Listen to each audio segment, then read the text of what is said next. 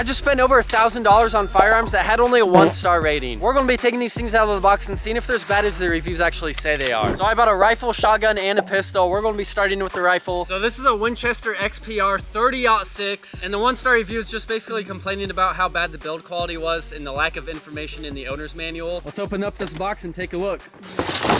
Oh, there it is. So here's the owner's manual. We got the bolt right here and the firearm. The action seems pretty smooth on this. Trigger's not too bad either. I hate how companies put this stupid sticker on the barrel. Like, this thing is not coming off. It's gonna it would take me like 10 minutes to get the sticker off. I've never shot a 30-06 before, so I don't really know what to expect for the recoil. So I'm gonna be standing on this tiny platform 75 feet above the water to see if it can knock me off.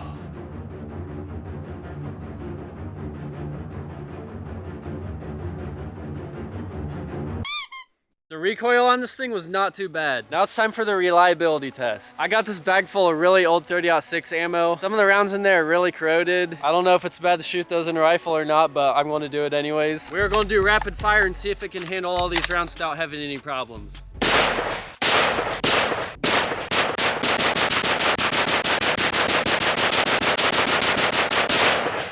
Well, there we go.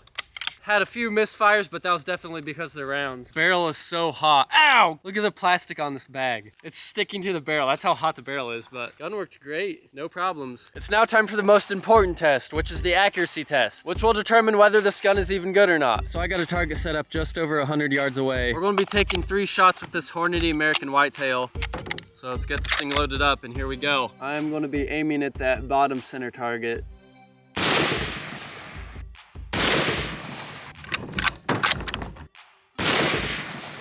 All right, let's go check it out. I'm not used to shooting big guns like this, so I could definitely improve my accuracy over time with more practice. But here we go, let's check out our group at 100 yards.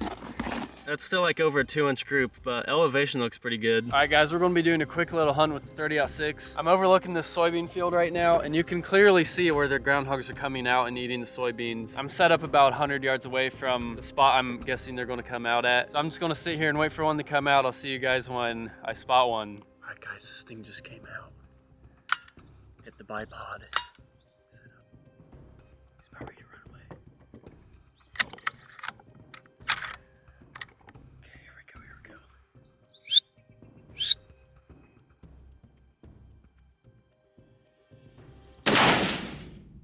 Dropped him. Oh my goodness, I forgot hearing protection. My ears are ringing so bad. I cannot believe I forgot hearing protection. But hey, I at least dropped this groundhog. Pretty tiny groundhog. I got him right in the lungs. I can't flip him over because the other side of him's just exploded. I'm guessing that one was born this year, so there's definitely going to be more over here. We're just going to get one with the 30-06. All right, guys, so final thoughts on this 30-06. Does it deserve a 1-star rating? I would say no. This thing performed like exactly how I would expect a gun in this price range to perform.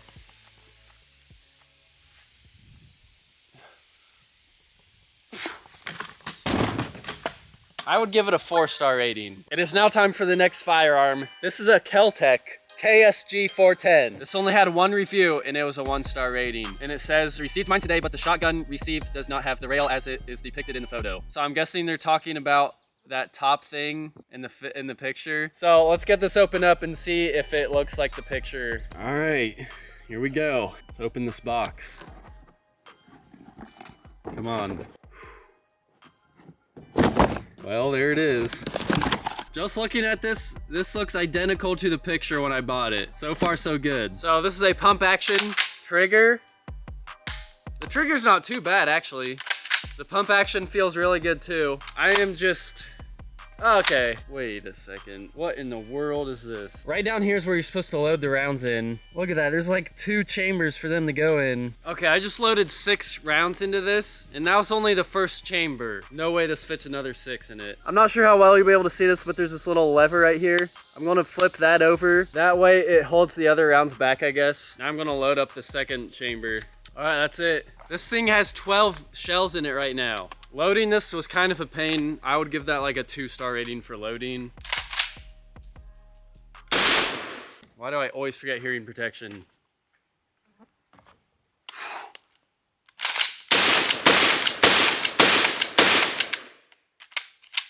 Well, there was 6. I guess to get to the other 6, you gotta flip that switch. And here we go. Let's see if that did anything.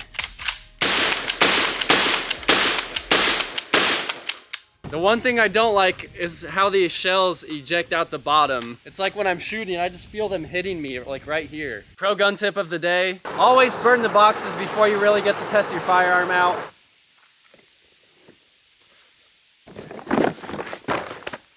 That way, if something goes wrong and you have to get your firearm repaired, you are stuck with it and you have to figure out how to do it yourself. That's how you become smarter with guns. The rounds I'm using are 7.5 shot. I just set up a target right there. We're going to back up about 25 yards away and take a shot, see what kind of pattern we get. Oh man, this is not looking too good. I think I shot a little bit low because the pattern's only like on the bottom half of the box. I just took another shot and aimed a little bit higher and we're still not looking too good. I think if I'm going to try hunting anything, it's going to have to be like 20 yards away. Before we go hunting, I got 3 clays and 3 shots. If I can hit one of these, I'd say we're good to go. Number 1, here we go. I didn't even aim. Oh, I got it. Let's go. We got 1. Let's see if I can get 2 in a row. I missed. Well, we got 1. So for hunting, I got my crow call. I want to see if we can call in some crows. I'm at this big woods right now. Got a cornfield right here I'm going to hide in. I'm going to set the call right here facing the woods. Go walk into the corn a little bit. So hopefully the crows won't see me. Let's do some crow distress. Hopefully we'll get some to come in. I think I heard one off that way. Oh, I hear one. Turn the call back on. Come on, turn on. Okay. Here they come, I see them. Oh man, it's a bunch. Here we go. Little too far away. Well, first spot unsuccessful. I just had to have those things coming a little bit closer and I could have shot them. The bad thing about this 410 is you can't put chokes on it. So anything I shoot at, it's gotta be really close. I tried crow hunting at a couple more spots, but I just could not get any crows to come close enough for a shot. So I decided to head over to the cornfields, hoping to get some nuisance red-winged blackbirds. You can see a whole bunch right over here. Here we go. Dang it.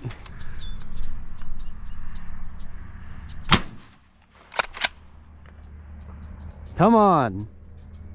Oh, I think I hit that. Yeah, I definitely hit that. There he goes, he just fell. Well, I've been looking for a few minutes for the bird I hit. Unfortunately, I just can't find him. Trying to find a bird in this corn is like impossible. So I'm just gonna have to give up, I guess, but I did get that thing. So final thoughts on this shotgun. It was kind of difficult to get the shells down in there to load. And I did notice this thing has some sharp edges on the plastic when I was out hunting with it. So for those reasons, I will give this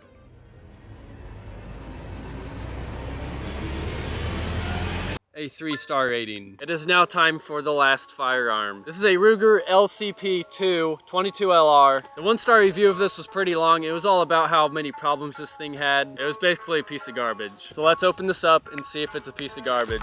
Here's the owner's manual. Oh man, that's a tiny pistol. Jeez. This might be the new smallest pistol I have now. This thing is smaller than my hand. Okay, we also got a magazine right here. It even comes with a holster, and I don't know what this thing is. So I could only fit 10 rounds in the mag. Go ahead and load this thing. I think one went in. What the heck? Why'd the magazine just pop out? Yeah, there wasn't even a round didn't even get loaded in there. Maybe I just did it wrong. We'll try it again.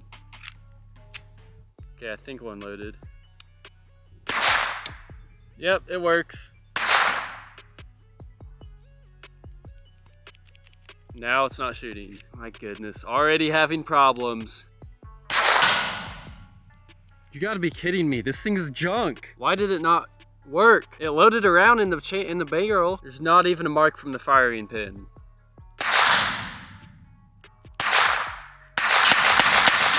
Okay, there we go. Maybe this thing just needed a few rounds to break in. Take 2. Here we go. Yeah, there we go. 10 for 10, no misfires or anything. So first impressions of this thing. I mean, at first it seemed like it was a piece of junk, but that last magazine shot fine. It's not very comfortable holding it. The trigger on this isn't too bad. It's got like a 3-stage trigger. There's like 1 stage right here, that, and then there's a really long stage, and then there it goes. We're now going to see if this thing has any accuracy. I have an 8-inch gong right there. We're going to take some shots at it, see if I can hit it.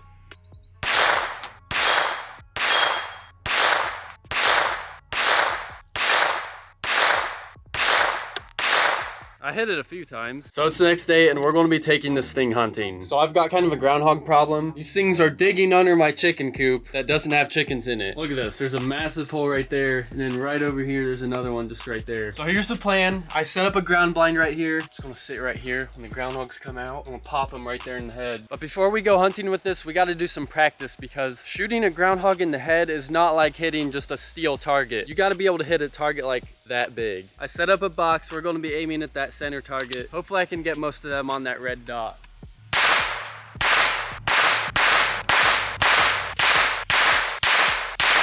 Okay, that is not that good of a group. 6 out of the 10 shots probably would have killed the groundhog. All right, y'all, we're back in the blind, all ready for this groundhog to come out. I did some more practice with this just to improve my accuracy a little bit. Plus, sitting in here, I can rest the gun on the blind right there. So that's definitely gonna help with accuracy, so I think we should be okay.